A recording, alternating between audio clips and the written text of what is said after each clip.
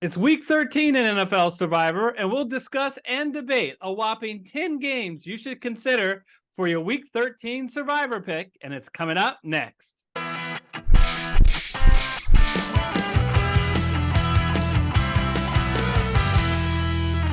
Hello, everyone. I'm Eric Lee. And I'm Michael Wiley, and we're the Fantasy Football Consultants.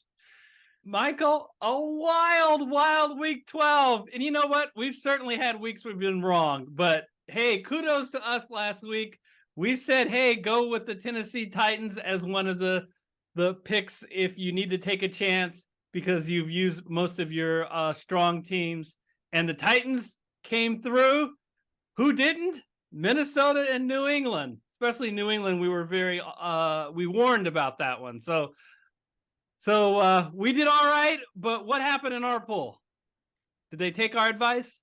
Yeah, we lost 5-1 to that New England game, and 4 to Josh Dobbs, 4 interceptions in that Minnesota game last night. So we're down to 10, but congrats for making it this far to Michael, Gage, John, Peyton, and Romel, who we've lost. And the remainders that we have, we'll put them up there on the screen, are William, John, who we all know so well, Tammy, Travis, Bert, Corey, who's been a winner in the past, Rick, Richard, Igor, and Matt. All right, so that wraps up week 12. Let's talk about week 13. And as I said in the intro, we're going to go over 10 games. I don't think we've ever done that before in Survivor. But since a lot of people have made different picks, we want to make sure we get everybody covered. Let's start with 3 games on the left side. These are 3 games which I think most people have already picked: Miami, Dallas, and Kansas City. And let me just start right off the bat. Miami, 8.5-point favorites at Washington. If everybody had if I could just say which do I think is the biggest lock on the board this week, I think it's Miami because of that Washington secondary. I don't see how they stop all the many weapons that the Dolphins have. Yeah, completely agree with that. But let's face it, our viewers probably don't have the Dolphins available to them. And they probably don't have Dallas. But what do you think about that game? Dallas hosting Seattle. I'm gonna step away as a Seahawk fan. Yeah, I'm sorry to tell you, Eric, your Seahawks have looked pretty bad of late. Dallas looking much better, especially at home. Dak Prescott's figured a few things out. Their defense obviously been fantastic all year long. Tough time for Seattle to be going into Dallas when they really desperately need a win. Love to see them figure things out, or I know you would, but I don't think it's going to be this week. So I feel pretty good about that one, but not as much as I do about that Miami Dolphins game. And I will say on Dallas, if somehow you still have Dallas available, it's time to pick them because they have very little future value until the very last week of the season, week 18. And it's always dangerous to rely on picking a good team like Dallas in week 18. Who knows? They may already be clinched into a certain spot in the playoffs, potentially a wild card spot. So if you have Dallas, you have my permission, even as a Seahawk fan, to burn them this week. And then Kansas City. Now, we may have a little disagreement on this. I want to hear what you think.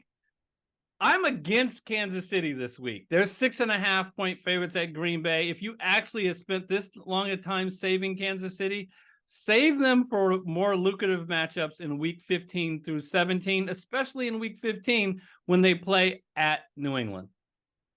Yeah, and it's in Green Bay, and it's always a tough game in Green Bay, as we know. It's I'm looking at the weather right now. It's supposed to be a little bit warmer than it is today, so 32 degrees, but some weather.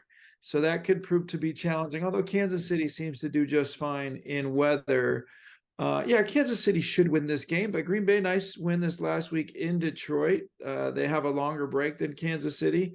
And Kansas City, has before kind of looked past games, and that can be a challenge. So I agree. I don't think I feel as good about this one as the other two, but let's face it, our fans probably don't have Kansas City available either. All right, let's talk about some teams that people probably do have available, leading off with Houston. So we'll start at the bottom of our list of 10 teams. Houston is a 3-point favorite at home against Denver. And Houston is definitely the biggest surprise team for me for where how good I thought they'd be now that they're 6-5. But let's pump the brakes on Houston. If 4 of their 6 wins against teams that are below 500, and face a Denver team, it's the hottest team in the NFL besides Philadelphia. They were 1-5. Now they've won 5 straight, and beating good teams along the way. Teams that are just as good as Houston are better in these 5-game win streak. Green Bay, Kansas City, Buffalo, Minnesota, and Cleveland. I look at this and I think it should be a pick'em game, Michael, which for Survivor, I don't know who to pick. So, of course, I'm not going to pick either team. Yeah, so Denver, going through a nice stretch here, kind of a tough stretch for them, but Sean Payton has shown his value, and has stuck with his guns at the beginning of the season. Looked like his guns didn't look so good with that Miami huge loss. But they're using the running game effectively. They're really relying heavily on their defense, which is a luxury that Russell Wilson hasn't had in the past, but they're also using his legs. So I agree with you. Houston does have the luxury of having back-to-back home games. They did look pretty good again this last week against the Jags, but that's a team they've had their number of, and they ended up losing that by a couple of inches. They didn't make it to the overtime. I really like D'Amico Ryans, but I think I like Sean Payton a little bit better. I agree. This is a pick'em game. Stay away from this one. Yeah, I was going to just put you on the spot. Who's better? Forget home field, Houston or Denver. I think it's Denver. And so, no, okay. How about this next one? Detroit is on the road, 3.5-point favorites at New Orleans. What do you think? Well, Jared Goff looked horrible this last week on Thursday morning in Detroit. Bad loss to Green Bay, significantly because of him. Yes, their defense has looked better this year, and that should help them against a New Orleans offense that has scuttled a little bit. But this game's in New Orleans, always a tough place to go into. Detroit coming off a really bad loss. They have the long break, which is nice because they went from Thursday to Sunday. I do think Detroit should bounce back, but New Orleans is a team that we've considered to be a stronger team. They haven't looked great of late. Last week, kind of a bad loss, but I definitely don't feel comfortable picking this game. Not quite as pick'em like as Houston, but similar. Yeah, I do think a lot of people I think probably already picked Detroit, and they don't have a lot of future value. But there's some games we're going to talk about more. I'm more confident. So shame on you if you have not picked Detroit yet. I think you should have already picked them. You get one last chance at at Chicago next week. So let's move on, since neither of us like those two games. What about the LA Rams, 4.5-point favorites at home versus Cleveland? Okay, I have to admit it. The Rams are another team that is doing much better than I expected at the beginning of the year. They look like a great team. Kyren Williams has been really impressive of the backfield, and we're seeing how good the Rams can be when they have both Cooper Kupp and Puka Nacua. But this Cleveland team can be scary. I want to know about the health at quarterback. I know Deshaun Watson's out for the year, but DTR, as they call him, Dorian Thompson Robinson, he is in concussion protocol. And I have a lot more confidence in him than PJ Walker. So if he's out, makes the Rams a little bit more palatable of a pick for me. Yeah, and the Rams at home, I got to give a nice nod to Sean McVay. He has shown his ability to keep his team, high scoring against, obviously not a great Cardinals team, but he knows how to pick on teams, right? Like you just saw him go back and back to the well, not just the run game with Kyren Williams, but the screen game, which is a way to attack Arizona. So that is something that Sean McVay has historically done well. He's found weaknesses, but this Cleveland team doesn't really have many weaknesses on the defensive side of the ball. And so that's the challenge that I see there. I think the Rams are understandably the favorite given the injuries. I think Amari Cooper might be out as well, which is obviously a big challenge. They already lost their back, at the beginning of the year. Nick Chubb. But they have, made up for that and played smartly. But yeah, I agree with you. PJ Walker's in there. Maybe I feel better about this game, but it's really hard to pick on solid defenses. They can keep games close. And I could see Cleveland doing that yet again. I mean, you saw that nice win they had just a couple of weeks ago against Baltimore, and the Rams aren't as good as Baltimore.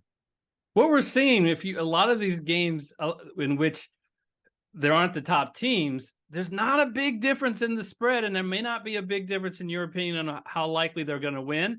So sometimes you got to consider future value as the tiebreaker. And the Rams have one of the highest future values of these teams that are likely that you have still available.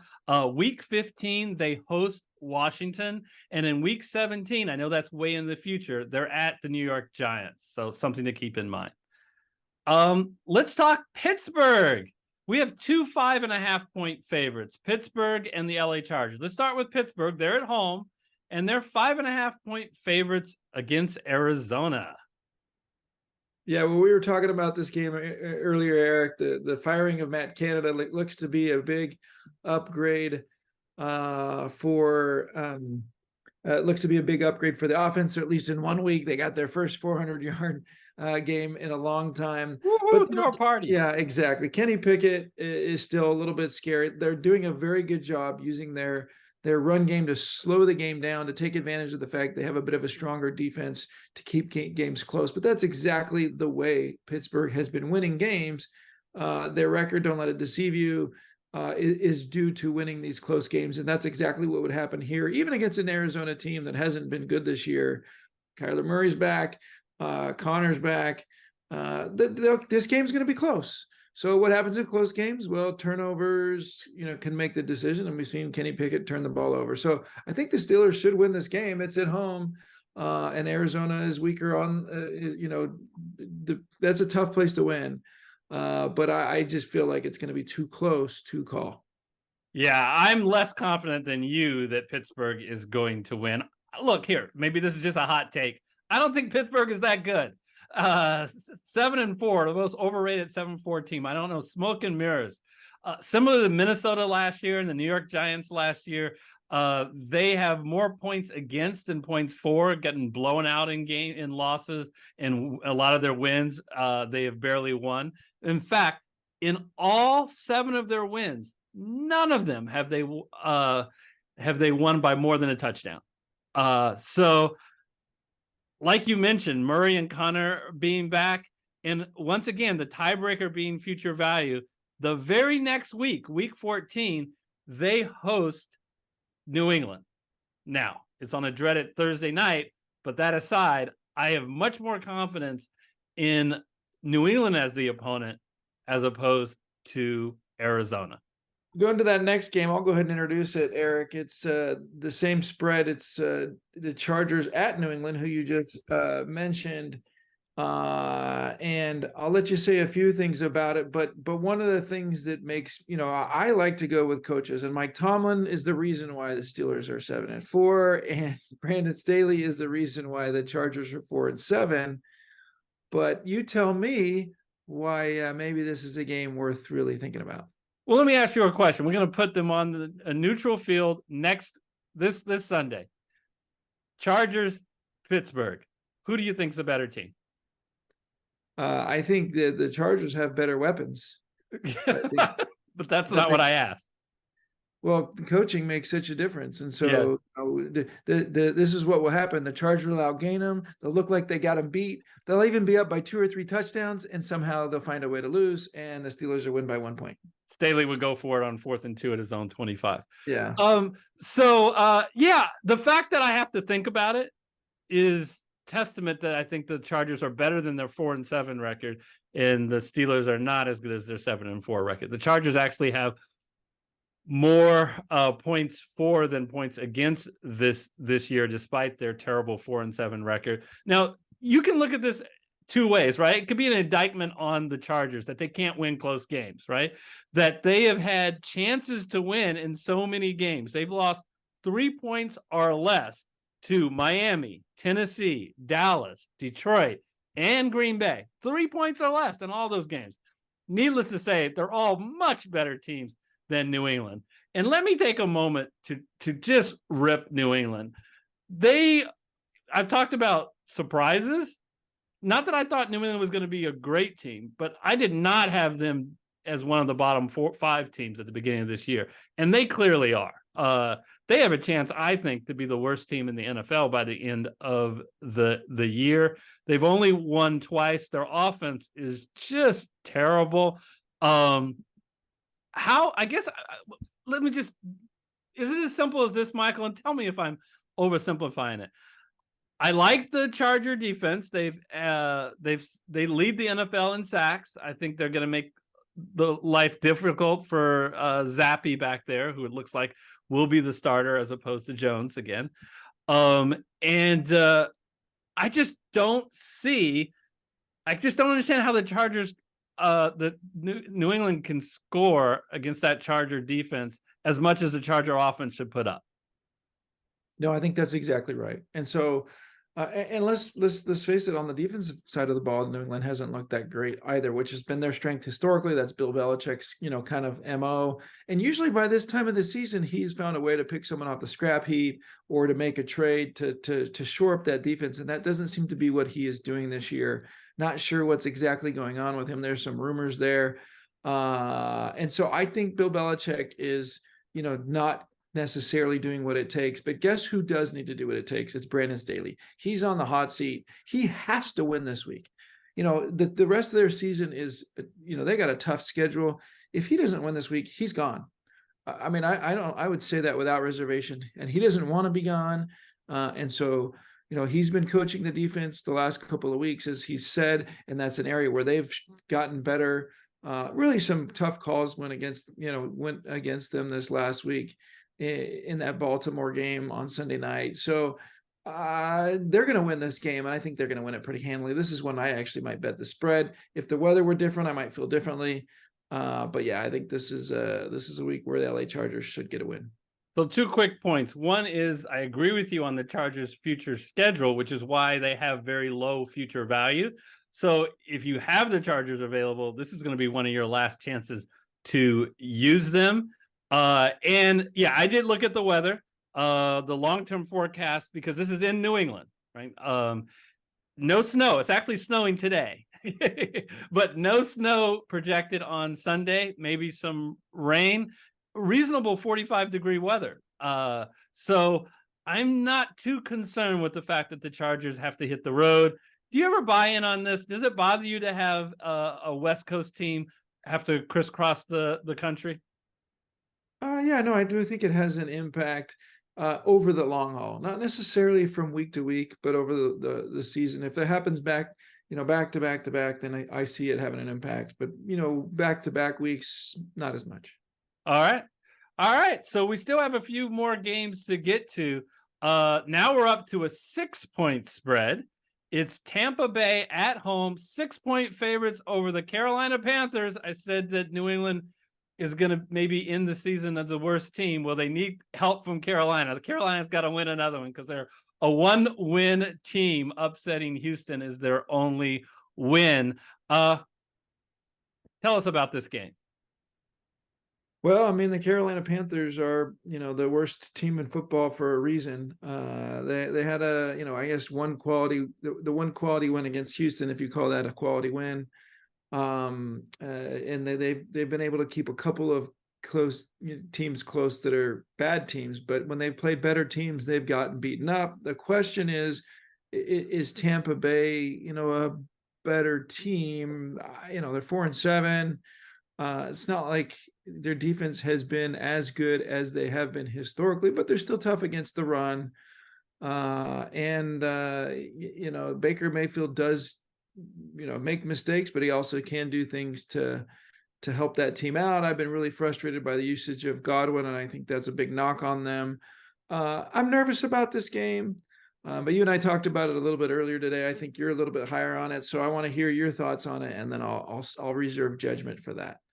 Yeah, I guess I like Tampa Bay more than you do. I mean, they are 4-7, but they have some impressive wins out of those four. They beat Tennessee, they beat Minnesota, they beat New Orleans. None of these are patty cake teams. I kind of like their offense with their running back Rashad White. Mike Evans, I'm an owner of him in fantasy. He's been amazing this year, and I like their defense against the run, which means that they're going to force Bryce Young to beat them in the air. And I don't know if he can. I do like this game. I think it's safe in this really weak NFC wildcard race. The Tampa Bay Bucks are still very much alive. And they have to win this game. And I think that they'll be ready to play at home. Yeah, exactly. The game's in Tampa Bay, so that helps a lot. So I understand the like, and you're right. I think Tampa Bay is going to make it to put it on Bryce Young's shoulders. I just keep waiting for him, but he doesn't have the weapons that he really has struggled as well. So I can understand it. This could be, I wouldn't say a blowout, but this could be a handily win. But Baker Mayfield can turn the ball over. And so obviously that could change things up and make it closer than everybody would be comfortable with. All right. The last game on our 10 games that we're looking at in this marathon is Jacksonville 7.5-point favorites at home versus Cincinnati. So Jacksonville, one of the hottest teams in the NFL. They've won 7 of their last 8 with their only blemish. No shame in this. Losing to the San Francisco 49ers. They got blown out by the San Francisco 49ers. You got to talk me off my ledge here, Michael. The lines makers say that this is one of the best games on the slate. I just don't feel comfortable. I don't feel comfortable. I guess I don't trust Jacksonville as much as I should, because I feel like they can play well and then sometimes they struggle. And I know Joe Burrow's not available. I know that. And we want to check the news on T. Higgins, who's missed the last 3 games. He's a very important part of this offense. If they can get him back, I look at the other teams we've been talking about who we're picking against: Carolina, New England, Arizona. Does Cincinnati belong in that group? Yeah, well, not defensively. I think they're a strong defense. We already talked a little bit about, how defense can keep games close when we talked about Cleveland and why that was a little bit uncomfortable to pick. And that's kind of similar here. But Jacksonville is definitely the superior team. I've been a little disappointed that they haven't been stronger on the defensive side of the ball. Peterson really is historically, Coach Peterson is a defensive minded guy. And look at the weapons that Jacksonville has offensively. On paper, and I think in reality, they're a much better team with Burrow out. And I do think that Jacksonville defense, if they improve a couple of things, could keep Cincinnati from scoring more than a field goal or a touchdown. And that certainly should be enough for Jacksonville. But you kind of alluded to it. They've been a little bit of a Jekyll and Hyde, not like the Commanders. But when they've blown it like they did against Houston and against the Niners, they've looked really bad. Really could have easily lost this game last week against Houston, or at least, we could have seen what happened in overtime. So yeah, I agree with you. Not as comfortable with it. When we were talking earlier, you made the point that, Burrow has been hurt all season, so maybe Cincinnati hasn't really been at full strength. Well, they were pretty bad early on when Burrow was definitely injured. And when he started to get a little bit healthier, they started to look better, partly because of the defense. But they've got to score points, and I just don't see that happening. So, I think Jacksonville should not only win this game, they should win it pretty handily. But if the bad Jacksonville shows up, it'll be close, and it'll come down to turnovers, and that's just not comfortable. Yeah, we've seen over and over with these upsets, teams that turn the ball over, like we saw with Minnesota this past week, 4 times. It's so hard to overcome that, even though you're the superior team. So, all right, it's just so funny that I mean, a lot of people were thinking Cincinnati is going to the AFC Championship game, if not the Super Bowl. I know Burrow's a big loss. I definitely want to follow the news on T. Higgins. I think that's a big one. Okay, Michael, I can't believe we made it through. We made it through all 10 games. So let's make sure we're clear. If we have everything at our disposal, who's your number one pick? All 10 teams? Yeah, Dolphins, Miami. Let's take advantage of that matchup differential. The defensive backfield of the Commanders is bad. I agree. Would the next one for you be Dallas, or would it be one of the other ones? Don't say which other one, but yeah, I think it would be. I think it would be Dallas. I think Dallas is kind of looking good, coming off a long week. Seattle's coming off a long week as well, but you know, kind of they need to fix a few things, and this game is in Dallas. So yeah, I think I would put Dallas as my number 2.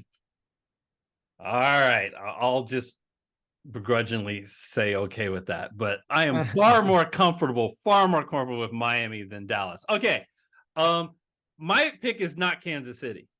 I would not pick Kansas City. I have a couple other games I like more. So why don't we, including you can pick Kansas City. I shouldn't have given that away. Why don't we say on a count of 3 who our team is going to be after Miami and Dallas, because a lot of people will be in that boat that they've already picked Miami and Dallas.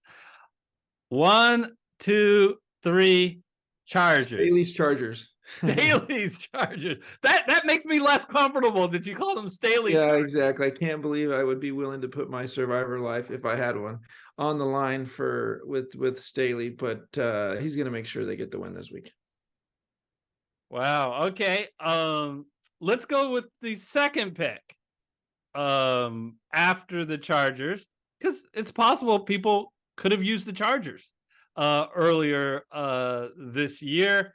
On the count of 3, 1, 2, 3, Jacksonville.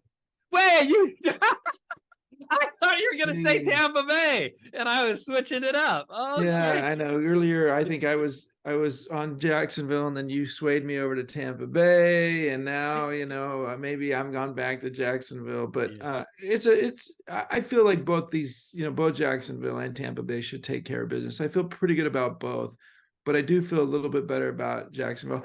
I want to give some kudos to Doug Peterson. I think he's going to make sure that they don't fall into a trap. Even though that's one thing that you and I talked about, a possibility with that Jacksonville game. Yeah. And I have Tampa Bay so close in my mind to Jacksonville. It's right together. I'm very comfortable with Tampa Bay. I'm far more comfortable with Tampa Bay than Pittsburgh, the Rams, Detroit, Houston. So it's kind of interesting that our pick is not what the lines makers say. 5.5 versus Jacksonville, which is 7.5. So people are going to make their own decisions. By the way, I'll tell this thing.